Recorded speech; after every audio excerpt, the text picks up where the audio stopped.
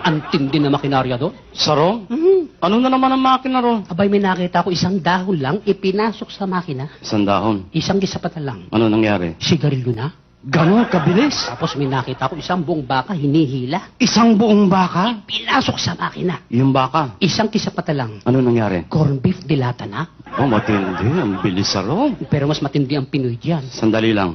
Wala pang ganyang makina sa Pilipinas. Saka mas matindi ang Pinoy. Mapapahiya ka lang dito. Matindi ang Pinoy. Dito sa Pilipinas? Oo. Anong makina rito? Dito isang hotdog lang pinasok, paglabas bata na. Ibang makina yan eh. Kapag ka masakit ulo mo, pindutin mo to paulit-ulit. Paulit-ulit lang. Yan. Kapag ka halimbawa may sinus ka naman, sipon ka, di ba? Pindutin mo to paulit-ulit, itong dalawang to. Kapag ka sinisigmura ka naman mataas sa acid mo, pindutin mo to matagal. Pag wala kang jowa, pindutin mo yung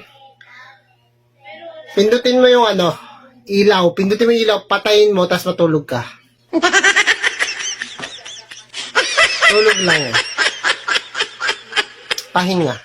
Mamang driver, bayad po. Saan galing? Sa akin. Papunta saan? Papunta sa'yo. Bakit?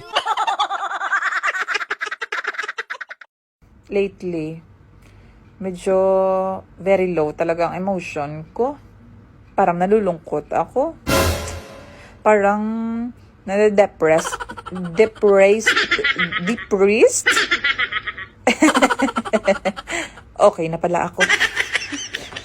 Pamilyadong tao? Kinikerengkeng mo? Nasaan ang utak mo? Wala na bang ibang lalaki dyan?